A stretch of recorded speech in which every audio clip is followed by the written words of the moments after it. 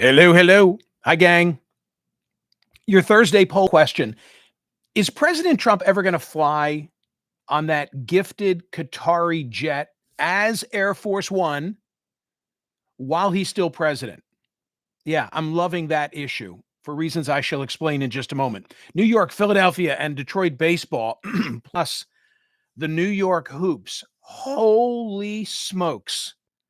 Last night. Unbelievable. I got to talk about that outcome last night. You can live bet it all. You can wager and watch.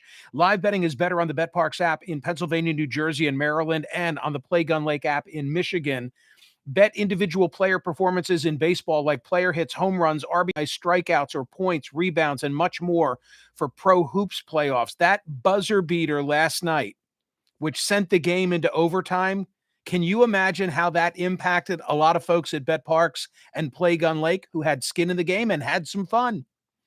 There's always another way to win on the Bet Parks Sportsbook and Online Casino app and the Play Gun Lake Sportsbook and Online Casino app, the only apps that I ever use and recommend to bet on sports and to play all my favorite casino games in the palm of my hand. Play with live dealers right on your phone or play solo from wherever you are. It's not only the sports, it's also blackjack, craps, roulette, poker, the hot online slots, Cash Eruption, 88 Fortunes, Cleopatra. They have it all. They have it all. Check it out. Go to betparks.com, playgunlake.com. Download the apps right now. Enjoy all the action and excitement from the casino at your fingertips. You've got to be 21 and in Pennsylvania, New Jersey, Maryland for Bet Parks. You've got to be 21 and in Michigan for the Play Gun Lake app. You love to play, you play to win, you bet Parks on the Play Gun Lake and Bet Parks apps. Gambling problem, call 1-800-GAMBLER. Okay, full confession at the outset of the program today, and it is this. I am at 97% efficiency. I am not at 100%. I'm at 97% efficiency. And some of you are saying, well, of course, Michael, because according to your Instagram account, you flew to LA. You gave a mingling speech to a private audience. You boarded a plane, a red eye, flew into Newark of all places. Are you crazy with all that's going on at Newark? You flew into Newark. And then you gave another speech in New York City. Coastal speeches within not even 24 hours, like within 18 hours. Yeah, but that's not why I'm at 97% efficiency. That is all true. But the reason I'm at 97%, see that? I'm not at 100%. I can't even decide if I'm at 95 or 97. It's because then, after the speeches, I stayed up and I watched the Knick game last night with the Pacers, with the Indiana Pacers, and it was amazing. It was the New York Knickerbockers, for those of us who remember, they were up by, I think, 14 with just under 3 minutes to go. And I tell you, the outcome of this game last night is causing me to reconsider my position that they've got to expand the 3-point line because it makes it boring. It didn't make it boring last night. It was amazing. The Knicks lost in overtime. From Yahoo News, with Reggie Miller in the building, Tyrese Halliburton knew what he had to do. The Indiana Pacers star sent Wednesday's Eastern Conference Finals opener into overtime with another sensational buzzer beater that capped a stunning New York Knicks collapse in the fourth quarter.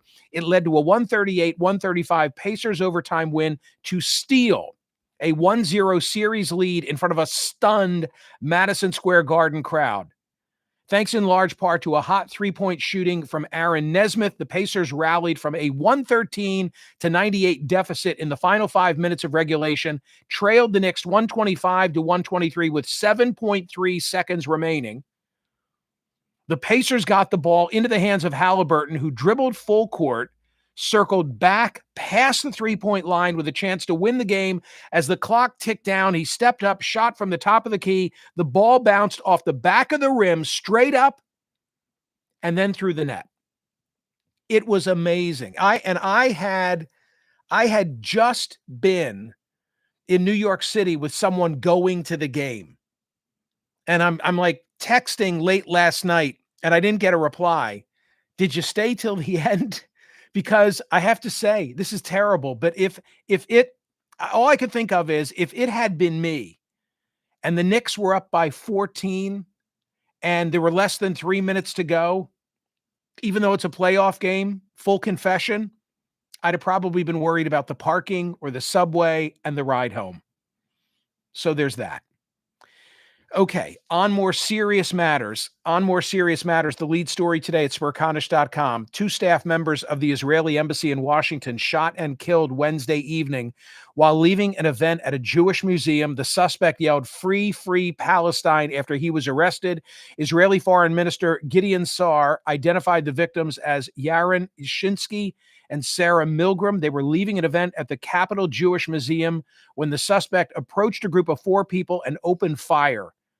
He's been identified. He's 30 years old. He's from Chicago. He was observed pacing outside the museum before the shooting, walked into the museum after the shooting, and was detained by event security.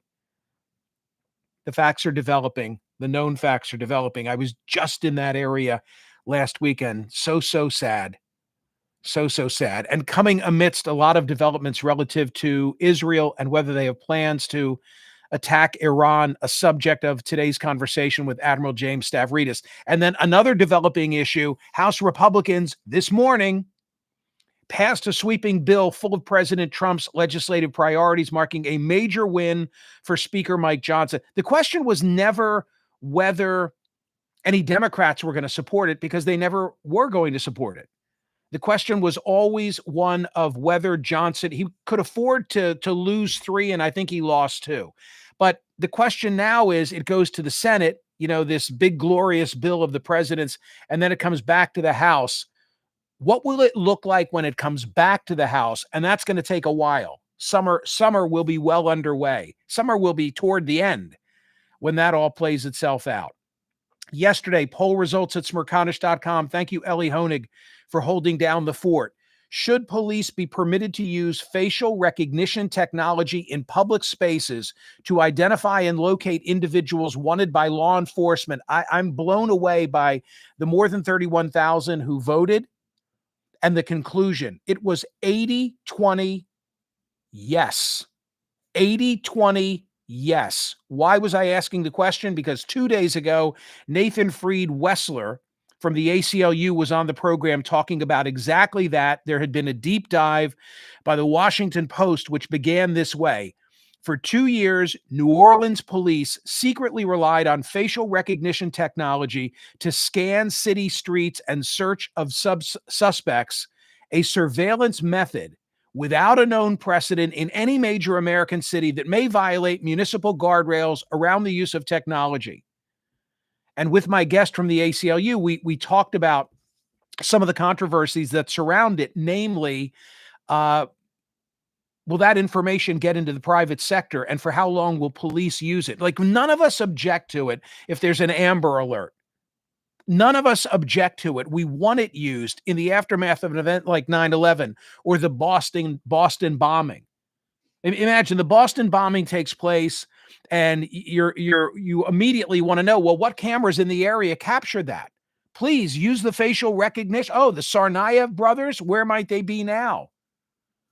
But when it's just monitoring the streets of New Orleans, on Bourbon Street in the French Quarter, people start to think, well, if you're using it every day, for what other uses might it be than just finding the extreme example of the terrorist or the Amber Alert, the child abduction?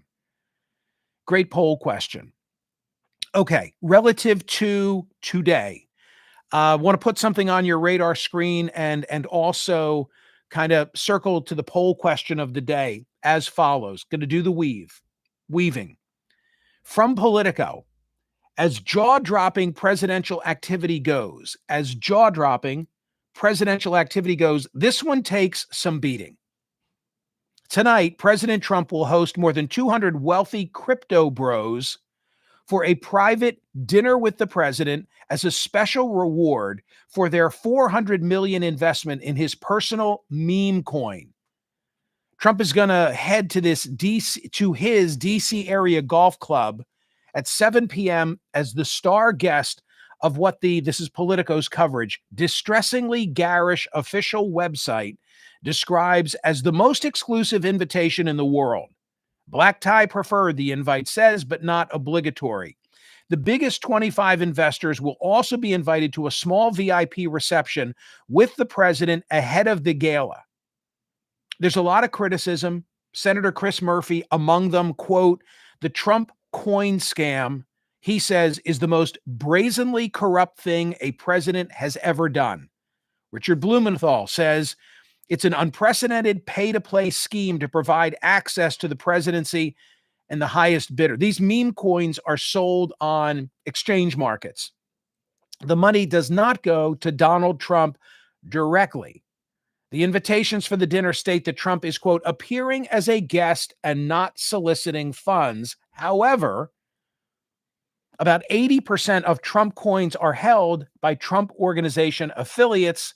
And so in theory, if their value soars, those holdings should become more valuable. Something else that's interesting, and Politico goes on to say, it's hard to imagine anything remotely comparable in the annals of recent presidential history. Politico makes the case that, Bill Clinton having donors sleep in the Lincoln bedroom, that's nothing compared to this, or Hunter Biden selling his paintings, that's nothing. And then something that caught my eye, quote, speaking of 400 million, by strange coincidence, that's also the value of the free jumbo jet with which the Trump administration accepted yesterday as a gift from Qatar. There was a deep dive in the print edition of yesterday's New York Times, all about the history of the pursuit, and it was pursuit, of this Qatari jet. And that's what leads me to today's poll question, where I'm asking, will Donald Trump ever fly on the gifted Qatari jet as Air Force One while he's still president? I asked this question mindful of the fact that on Tuesday, Mark Halpern's Wide World of News published an odds table. He had the odds of reconciliation passing the House at 88%. Well, he was right on that. The odds of Trump and Putin meeting face-to-face in 2025, he puts it at 50%. The odds that there's more to the Biden cancer story, 100%. That was as of Tuesday. But at the bottom of his list, Mark had Trump flying on the Qatari Air Force One as president. And he put it only at a 33% shot, which I thought was really interesting because I have had in my mind the idea of asking this as a poll question for quite some time. Then came the deep dive yesterday in the New York Times, like the backstory.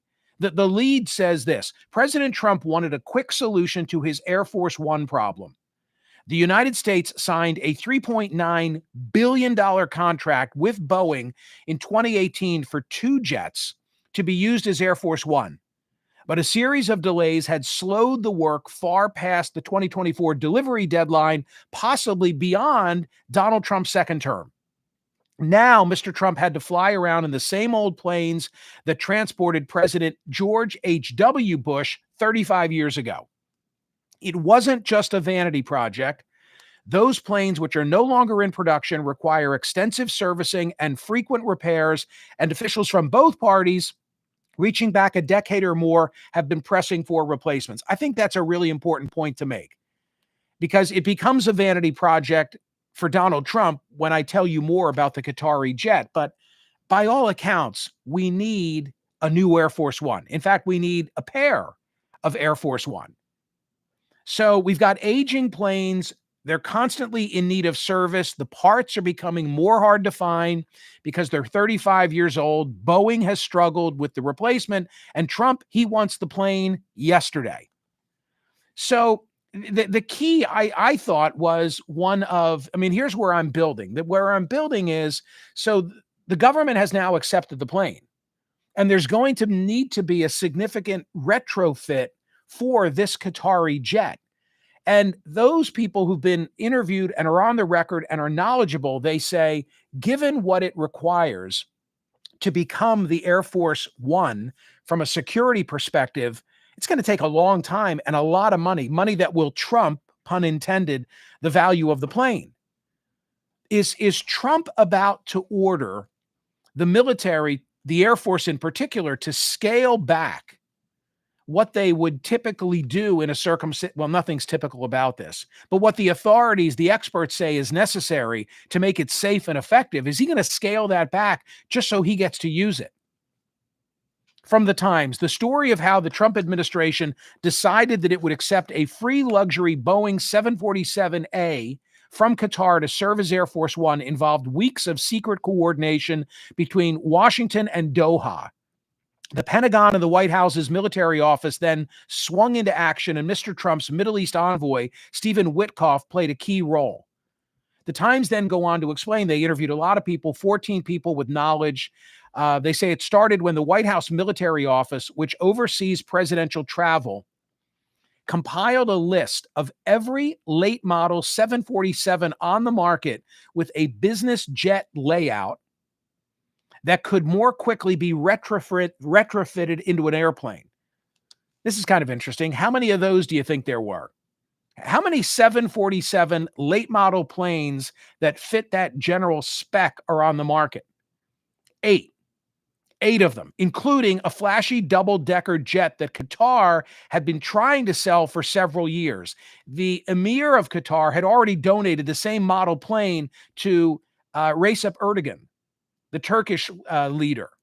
So now what happens is in the story, which I highly recommend, it's got great pictures of this jet. So the Qataris send it to West Palm, and the plane arrives on the morning of February 15 after a nonstop flight from Doha.